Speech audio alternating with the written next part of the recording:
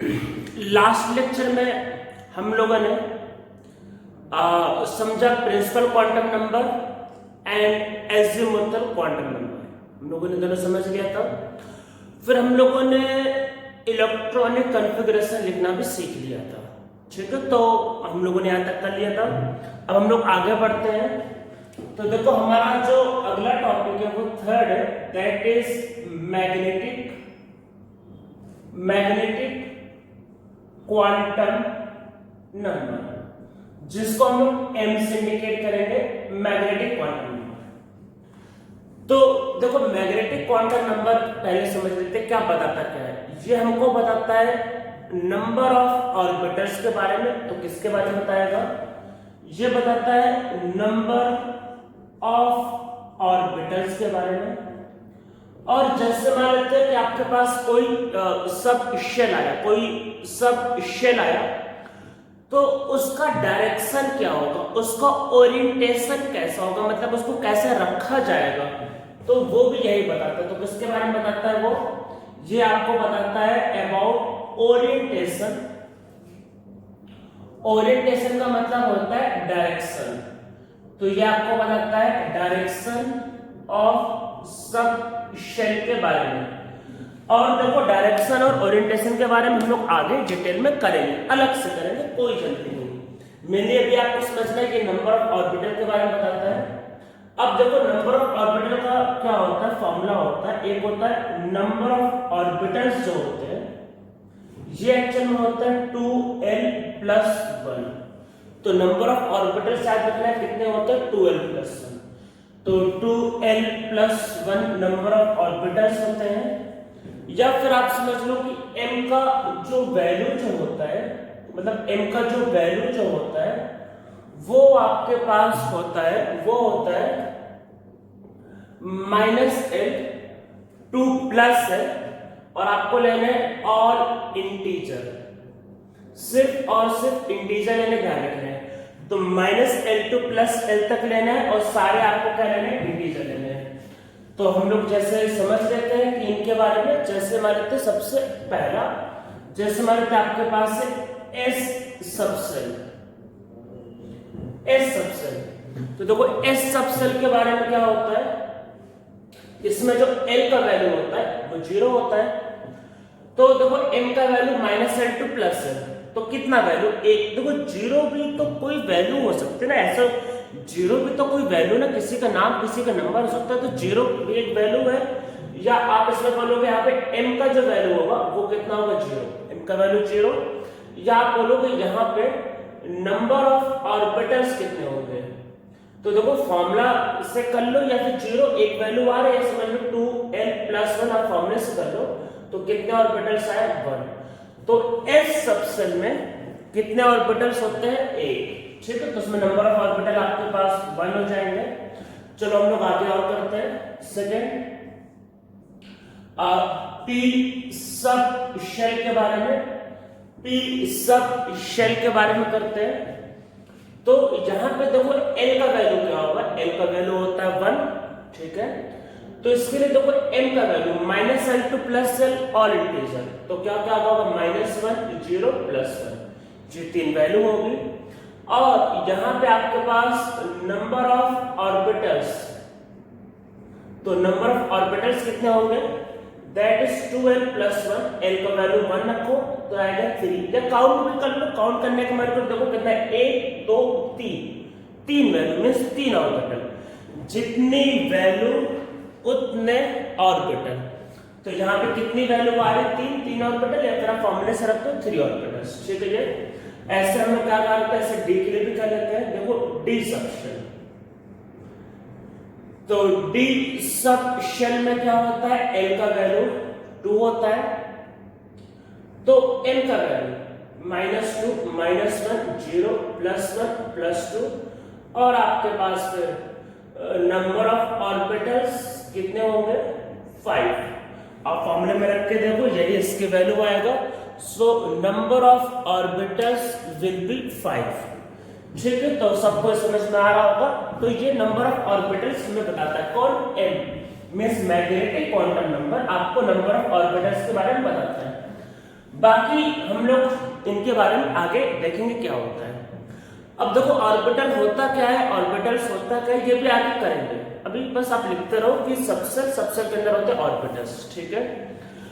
अब देखो ये हो गया आपके पास मैग्नेटिक क्वांटम नंबर। अब हम लोग इसके बाद आते इसके अंदर आते हैं, वो है आपका last, that is spin quantum number. Spin quantum number, इसको एस से इंडिकेट करते हैं।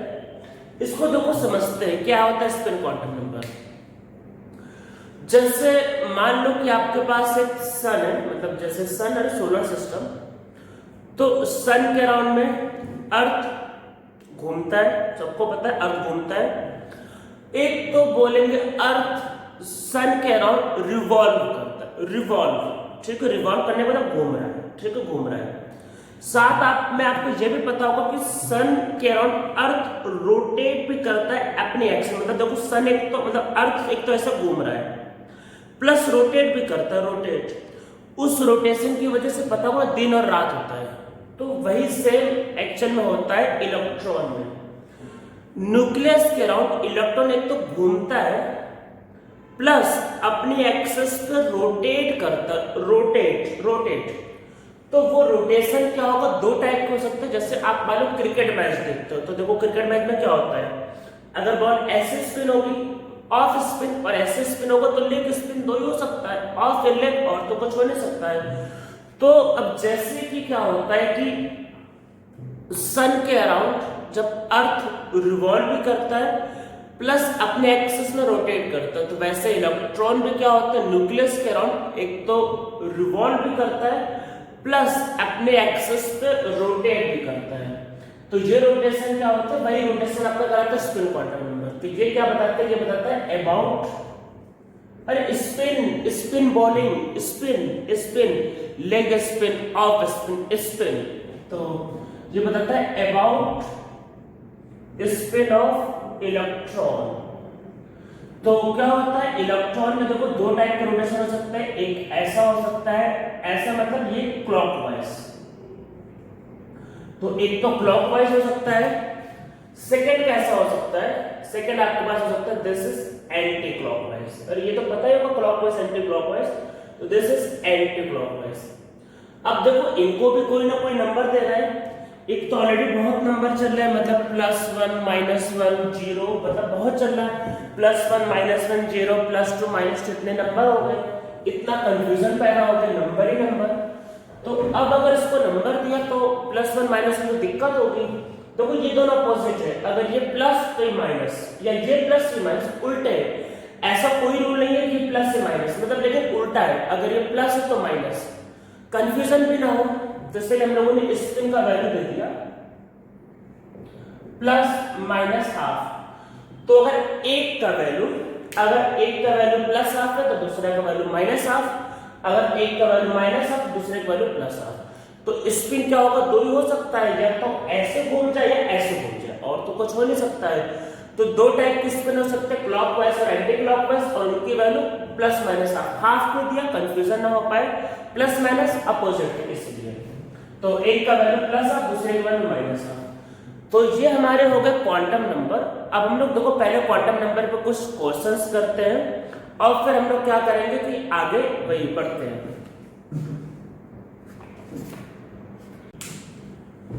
हम लोग एक इस क्वेश्चन को सॉल्व करते हैं। देखो बोला which set of quantum number is not possible for electron in third shell.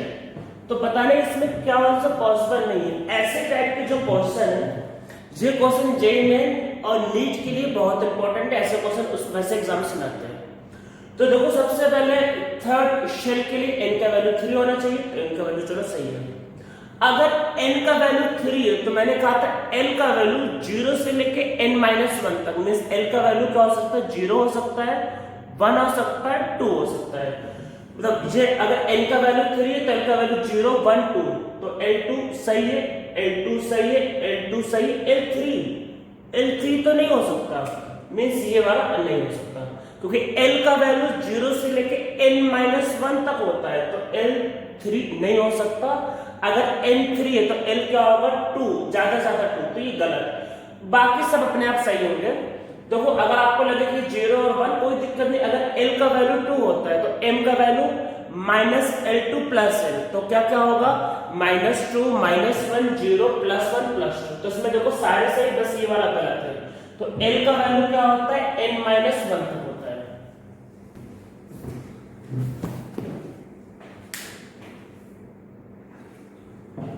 तो हम लोग देखो एक क्वेश्चन सॉल्व करते हैं।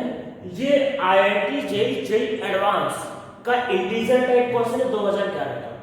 मैंने जैसे पहले बताया कि क्वांटम नंबर जेई के लिए बहुत इंपॉर्टेंट टॉपिक है, तो जेई एडवांस 2011 का क्वेश्चन है। देखो क्या है, the maximum number of electron that can have principal quantum number n equal to 3 and spin quantum number s equal to -1। ठीक है, इतना गिवन है। तो देखो समझते हैं, अगर n का वैल्यू 3 है, n का वैल्यू 3 है, तो फिर n का वैल्यू क्या क्या हो सकता है 0 1 और 2, इतना हो सकता है। ठीक है, 0 1 और 2। तो देखो ये इसकी वैल्यू है, तो देखो 0 का मतलब होता है s, इसका मतलब p और इसका मतलब d। अब मैंने देखो पिछले लेक्चर में बताया था कि s में मैक्सिमम कितने इलेक्ट्रॉन आ सकते हैं 2। तो देखो पहले लिखते हैं मैक्सिमम इलेक्ट्रॉन, तो s में मैक्सिमम कितने इलेक्ट्रॉन आ सकते हैं 2, p में मैक्सिमम कितने इलेक्ट्रॉन आ सकते हैं 6, d में मैक्सिमम कितने इलेक्ट्रॉन आ सकते हैं 10। तो मैक्सिमम इलेक्ट्रॉन कितना आपके पास आ सकता है 80। ठीक, 18 आ सकता है। पर आगे बोला है स्पिन इज -1/2, तो देखो 18 में क्या होगा, 18 तो हो गए, पर 18 में क्या होंगे आधे, मतलब आप मान के चलोगे आधे क्लॉकवाइज से आधे एंटी क्लॉकवाइज। तो देखो है क्या, मैक्सिमम इलेक्ट्रॉन कितने हो सकते हैं 18। 18 में बोला है स्पिन चाहिए -1/2, तो 18 में क्या होंगे आधे क्लॉकवाइज और आधे एंटी क्लॉकवाइज। तो अब -1/2 बोला है, मतलब -1/2 तो कोई भी हो सकता है। तो मतलब क्या होंगे कि स्पिन फिर +1/2 वाले भी 9, अरे 18 थे तो दोनों को आ जाएगा बांट दो, तो दोनों को 9 इलेक्ट्रॉन, तो इसका आंसर कितना आएगा 9। तो हमने देखो कैसे किया, पहले n = 3 के लिए इलेक्ट्रॉन निकाले, कितने इलेक्ट्रॉन हो सकते हैं मैक्सिमम 18। 18 में क्या था स्पिन हाफ चाहिए -1/2, तो 18 में दोनों को इक्वल बांट दो, तो 9 9 दोनों, तो कितना इसका आंसर आएगा 9। तो ये IIT JEE एडवांस को 2011 का क्वेश्चन था।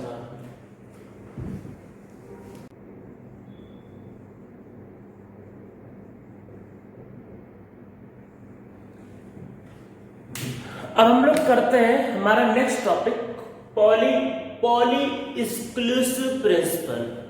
तो हमारा अब नेक्स्ट टॉपिक क्या है, वो पॉली एक्सक्लूसिव प्रिंसिपल। एक्सक्लूसिव मतलब कि सिर्फ आपके लिए, सिर्फ और सिर्फ फिक्स, मतलब आपके लिए। देखो एक्सक्लूसिव का मतलब समझ में आ रहा होगा, मतलब सिंगल, डिफरेंट। तो देखो होता क्या है, जैसे मान लो कि क्वांटम नंबर क्या बताता, क्वांटम नंबर बताता था किसी भी इलेक्ट्रॉन को एड्रेस। तो आप खुद सोचो कि इस यूनिवर्स में कहीं पे भी दो घर का क्या एड्रेस सेम हो सकता है, नहीं हो सकता। मान लो हो सकता है कि किसी दो घर का सिटी सेम हो, एरिया सेम हो, पर प्लॉट नंबर अलग अलग होंगे, बिल्डिंग के नाम अलग अलग होंगे। किसी भी दो बिल्डिंग का एड्रेस इस अर्थ में सेम नहीं हो सकता। तो वही ये प्रिंसिपल कहता है कि एक एटम के अंदर जितने भी इलेक्ट्रॉन होते हैं सबके क्वांटम नंबर डिफरेंट होते हैं। अब जैसे मान लो दो बिल्डिंग है, तो हो सकता है कि उनका स्टेट सेम हो, सिटी सेम हो, आपका एरिया सेम हो, पर लास्ट में क्या होगा, लास्ट में उनका प्लॉट नंबर या बिल्डिंग अलग अलग होगी। तो वैसे ही दो इलेक्ट्रॉन को हो सकता है प्रिंसिपल क्वांटम नंबर सेम हो, या हो सकता है उनका एजिमुथल क्वांटम नंबर सेम हो, पर चारों वैल्यू सेम हो, ये इम्पॉसिबल है।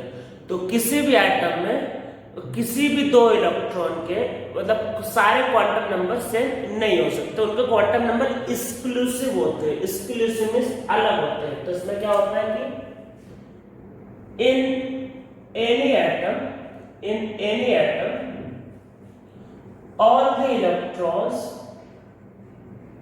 all the electrons have different quantum number. All the electrons have different quantum number. तो देखो दो इलेक्ट्रॉन में हो सकता है कि 3 क्वांटम नंबर सेम हो, पर ऐसा पॉसिबल नहीं है कि चारों क्वांटम नंबर सेम हो। तो इसका मतलब कि 2 इलेक्ट्रॉन कैन नेवर हैव, आप आगे लिख लो, 2 electron can never have same value for all the 4 quantum number. ठीक है, 2 electron can never have same value for all the 4 quantum number. तो चारों क्वांटम नंबर के लिए कभी भी सेम वैल्यू नहीं हो सकती। ठीक है, तो याद रखना है कि किसी भी एटम में 2 इलेक्ट्रॉन के मतलब can never have same value for all the 4 quantum number. ठीक, अब हम लोग इसको चलो समझते हैं कि क्या कहना चाह रहा है। तो चलो लेते हैं लिथियम। लिथियम का एटॉमिक नंबर 3 है। तो अभी आपके मन में डाउट आ रहा था कि पिछले लेक्चर में कि सर एस में 2 इलेक्ट्रॉन के लिए। अब समझते हैं, चलो समझते हैं। मान लेते हैं एटॉमिक नंबर 3, मैंने इसको लिखा 1s3, लिख देते, चलो 1s3 लिख लेते हैं, 3 इलेक्ट्रॉन 1s3। तो देखो पहला इलेक्ट्रॉन 3 है, दूसरा इलेक्ट्रॉन और तीसरा इलेक्ट्रॉन। ठीक है, 3 इलेक्ट्रॉन है, तीनों को मैंने 1s फिल कर दिया। देखते हैं कि क्या गलती है और क्यों एस में 2 इलेक्ट्रॉन आएंगे। फिल कर दिया। एन का वैल्यू तो वो आगे जो नंबर लिखा होता है ये एन होता है, तो 1 1 और 1। ठीक है, ये एल का वैल्यू, एल क्या होता है, अगर n1 है तो L0 0 0 0 और m का वैल्यू अगर L0 तो m भी 0 0 0 0। अब स्पिन की बात करते हैं तो देखो क्या होगा, एक का स्पिन प्लस हाफ, ठीक है भाई कर दिया, एक का माइनस हाफ, चलो ये भी कर दिया, तीसरे वाले का प्लस हाफ खत्म, माइनस हाफ खत्म। अगर इसको प्लस हाफ दोगे तो इसके और इसके क्वांटम नंबर सेम हो जाएंगे, अगर इसको माइनस हाफ दोगे तो इसके और इसके चारों सेम हो जाएंगे। तो ये लॉ क्या कहता है कि एक एटम के अंदर किसी भी 2 इलेक्ट्रॉन के सेम वैल्यू नहीं हो सकती चारों क्वांटम नंबर की। देखो 3 तो सेम हो सकता है, आपको सोचो अगर कोई भी आपका घर और आपके बगल अलग है, उनका सिटी सेम होगा, एरिया सेम होगा, पर प्लॉट नंबर या बिल्डिंग तो अलग अलग होगी ना, तो लास्ट वाला तो अलग अलग होगा, तो प्रिंसिपल क्वांटम नंबर सेम हो सकता है, एजिमुथल सेम हो सकता है, मैग्नेटिक सेम होगा, तो स्पिन फिर अलग अलग होगा, जो चारों सेम नहीं हो सकते। अगर आप इसको हाफ दोगे तो ये चारों और ये चारों सेम हो जाएंगे, इसको माइनस हाफ दोगे तो ये और ये सेम हो जाएंगे। इसका मतलब कि इसमें 2 ही इलेक्ट्रॉन आ पाएंगे, तीसरा आप फिल नहीं करा पाओगे, तीसरा कराओगे तो क्वांटम नंबर सेम हो जाएंगे। तो इसीलिए आपको मैंने कल बताया था कि इसमें मैक्सिमम 2 इलेक्ट्रॉन आएंगे, तीसरा करने पे क्वांटम नंबर सेम नहीं हो पा रहा था। तो यहां से देखो अब ये क्या एक लॉ निकलता है, क्या इसमें देखो कितने इलेक्ट्रॉन आ पा रहे, सिर्फ 2, तीसरा बनने पे स्पिन का दिक्कत आ रहा था। तो पॉली ने एक लॉ बताया, क्या अब इसको समझते कि n orbital can have maximum 2 electrons only. An orbital can have maximum 2 electron only, and their spin must be opposite, तो ये पॉली का दूसरा मतलब पहले वाले लॉ का डेराइव फॉर्म है। तो देखो पहला लॉ कहता है कि एक एटम के अंदर किसी भी 2 इलेक्ट्रॉन के सारे क्वांटम नंबर सेम नहीं हो सकते, या इससे का मतलब ये होगा कि an orbital can have maximum 2 electron and their spin must be opposite. ये बात ध्यान रखना है कि उनका स्पिन अपोजिट होना चाहिए, ये बात समझ में आ रहा होगा। जो अगर ऐसा नहीं करोगे तो उनके क्वांटम नंबर सेम हो जाएंगे, और फिर आपको पता ही है कि इस पूरी दुनिया में जब घर के एड्रेस सेम नहीं हो सकते तो 2 इलेक्ट्रॉन के क्वांटम नंबर कैसे सेम होंगे, तो वो भी अलग अलग होने चाहिए। तो इसका मतलब कि एक ऑर्बिटल में मैक्सिमम कितने इलेक्ट्रॉन हो सकते हैं, 2। अब समझते हैं, देखो इसमें लेते हैं सबसेल, यहां पे लेते हैं अब नंबर ऑफ ऑर्बिटल्स, और अब लेते हैं वही चलो मैक्सिमम नंबर ऑफ इलेक्ट्रॉन, जो आपके मन में डाउट था, मैक्सिमम इलेक्ट्रॉन। ऑर्बिटल के लिए फॉर्मूला क्या था 2l+1, अरे ये बताया था ना 2l+1।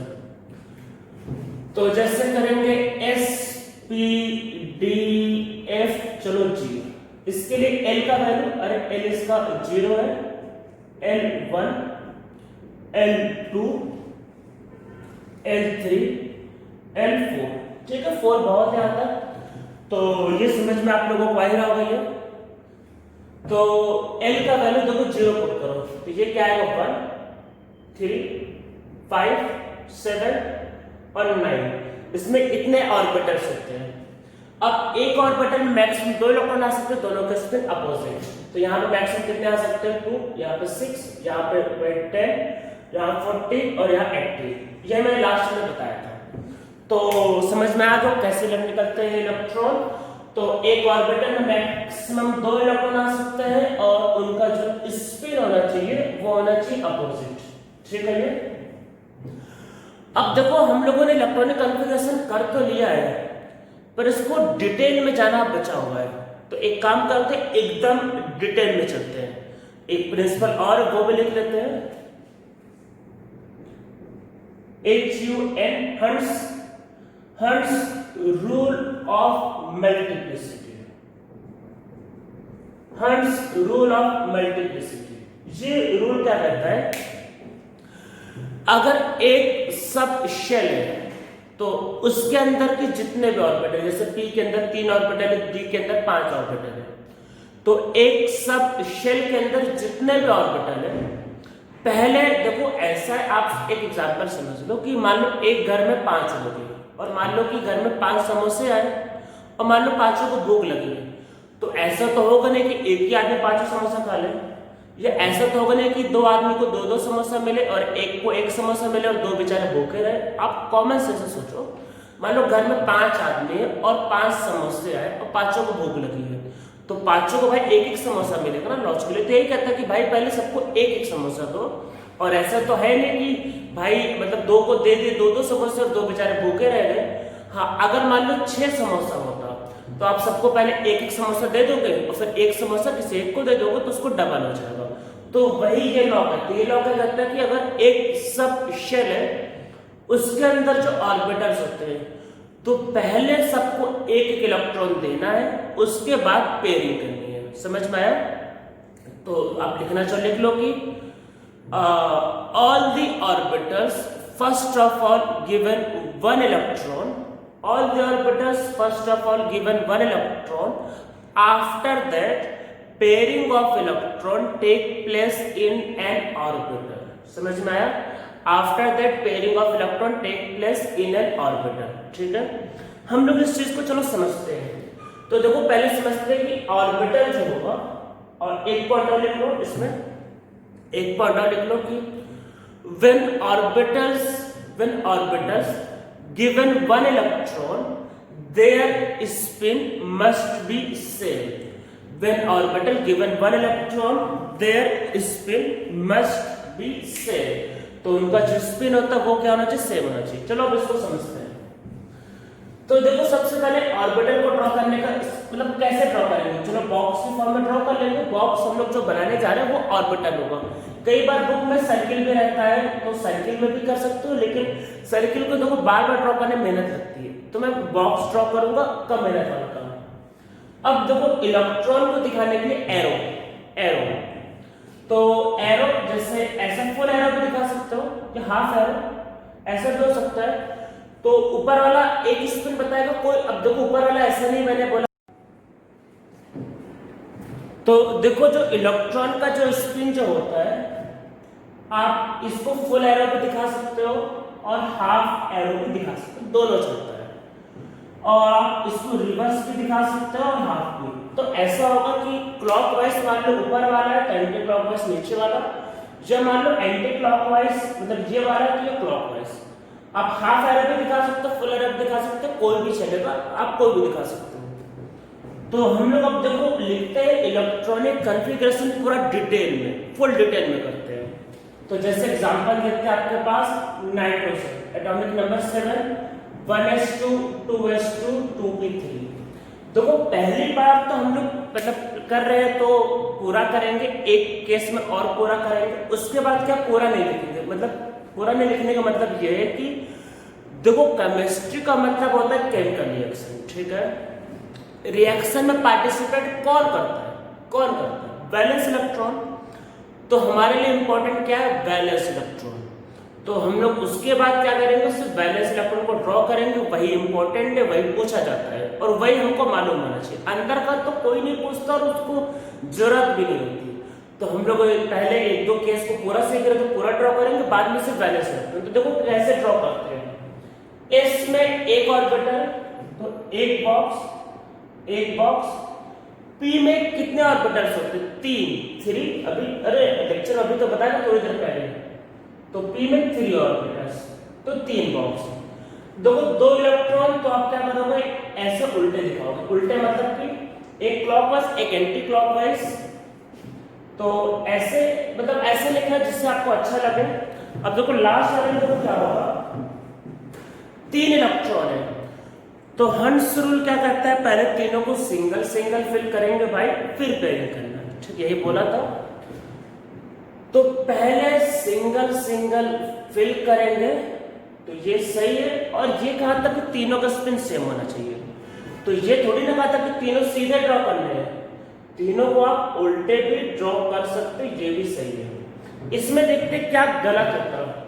अगर आपने मान लो इन्हीं तीनों को अगर आपने ऐसा ड्रॉ किया था, एक सीधा एक उल्टा और एक सीधा, तो ये गलत है। जब ड्रॉ करना है सिंगल सिंगल तो याद रखना है कि उनका स्पिन सेम होना चाहिए। या क्या गलत होता, आप ऐसे करते हैं 1 2 3, मतलब 3 को भरने थे तो 1 2 3, ऐसा भी नहीं करना है, ध्यान रखना ऐसा भी नहीं करना है। तो पहले सबको सिंगल सिंगल फिल करना होता है, फिर पेयरिंग करना होता है, ठीक है। तो समझ में आ रहा होगा। तो चलो हम लोग इसमें एक एग्जांपल और समझते हैं, फिर आगे बढ़ते हैं। तो चलो एग्जांपल एक समझ लेते हैं। आपके पास ऑक्सीजन का, इसी के बाद ऑक्सीजन को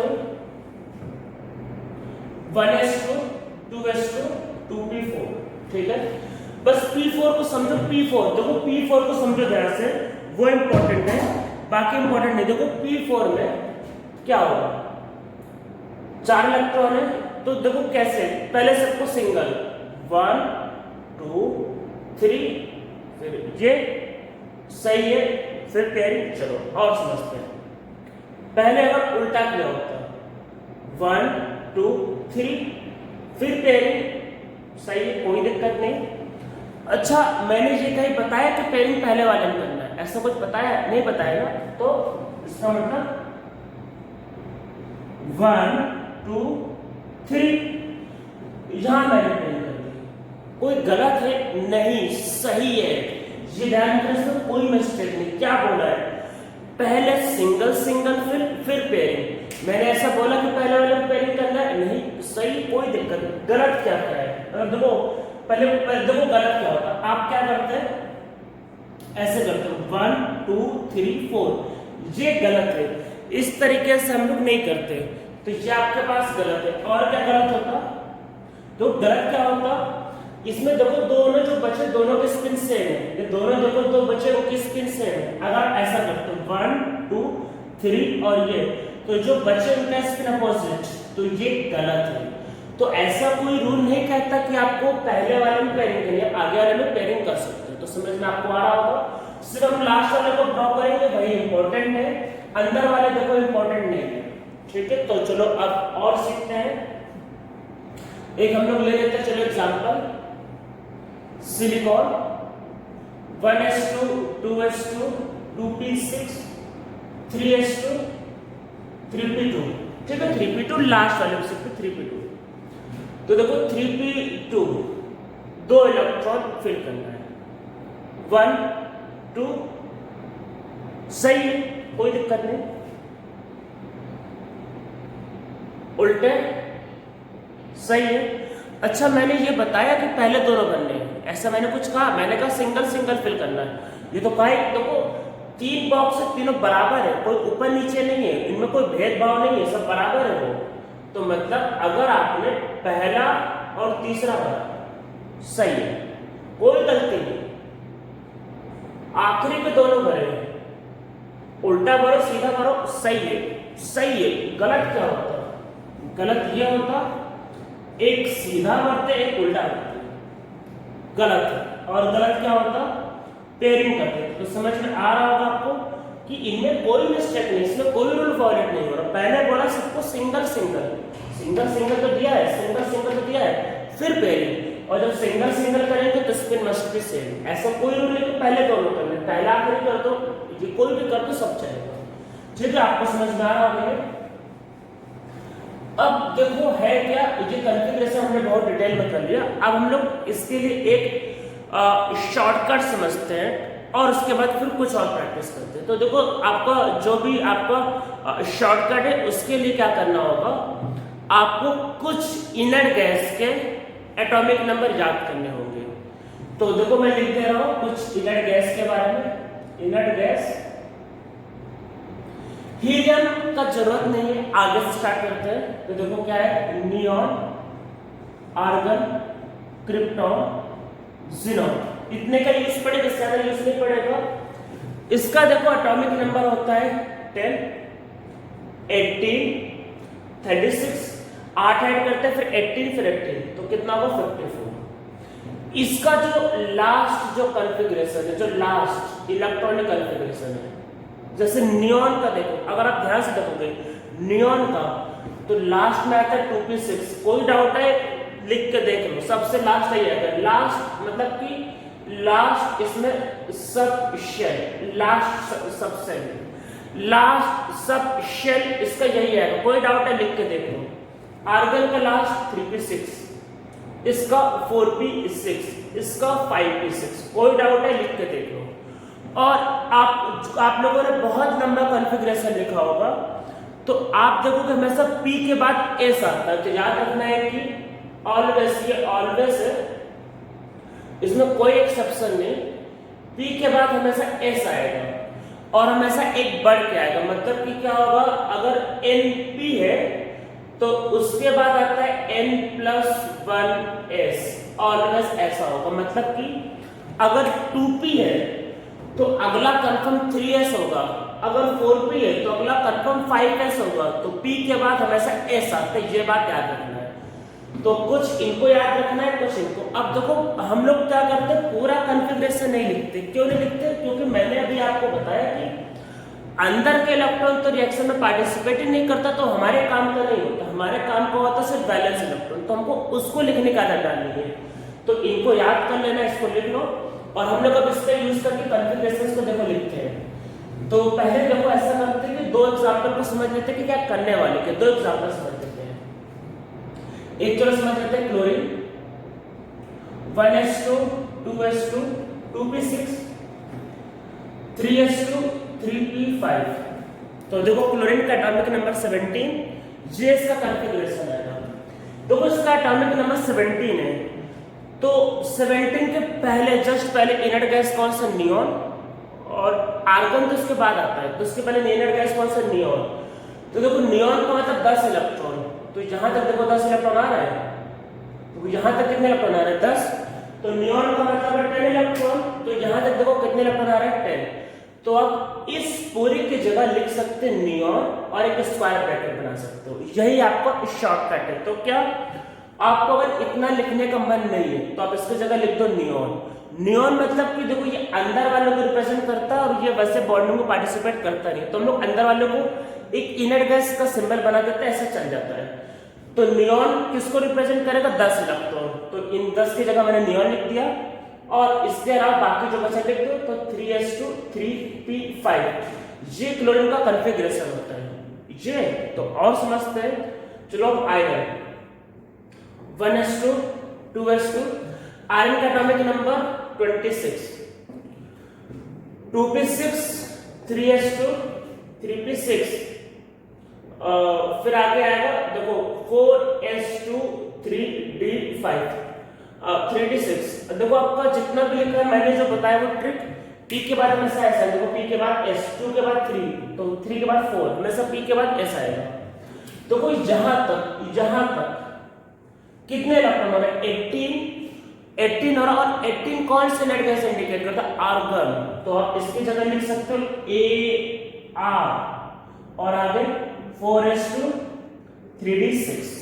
तो अगर आप इसको लिखना चाहो तो उसको इस तरीके से लिख सकते हैं, ठीक है। तो ये ट्रिक होता है, मतलब जिसका कॉन्फ़िगरेशन लिखना है उसके जस्ट पहले वाले इनर गैस याद रखना है, उसका सिंबल बनाओ और लास्ट का जो बचा वो लिख दो, आपका आ जाएगा। थोड़ा बहुत इसमें प्रैक्टिस करनी होगी, थोड़ा आपको ध्यान देना होगा, धीरे धीरे आ जाएगा थोड़ा। और जैसे मैंने पिछले लेक्चर में बताया, कम से कम 20 एलिमेंट का कॉन्फ़िगरेशन खुद से लिख के चेक करना है, तो आप कुछ एलिमेंट्स का कॉन्फ़िगरेशन लिख के चेक करोगे, आपको सब समझ में आ जाएगा। तो अब हम लोग क्या करते हैं, वही शॉर्टकट लिखेंगे और हंट्स रूल और पॉलिश रूल को यूज करके स्ट्रक्चर को ड्रॉ करेंगे। चलो कुछ करते हैं इसमें। कोबाल्ट एटॉमिक नंबर 27, अब पूरा लिख लो, पूरा 27 लिखना। तो इसका देखो कॉन्फ़िगरेशन क्या आएगा, AR 4s2 3d7। अब देखो D में कितने ऑर्बिटल्स होते हैं? 5। तो कितने बॉक्स बनेंगे? 5। ये तो कैसे फिल करेंगे? सिंगल 1 2 3 4 5 6 7, पूरा सही, कोई दिक्कत नहीं। ऐसा कोई रूल तो था ही नहीं कि सीधा सीधा पहले करना है, उल्टा कर दो 1 2 3 4 5। और पेयरिंग के लिए बोला कहीं भी पेयरिंग करा दो, चलो यहाँ पेयरिंग कर देते हैं। क्या ये सही है? एकदम सही है, कहीं भी पेयरिंग कर दो, सब सही है। तो गलत क्या क्या होता?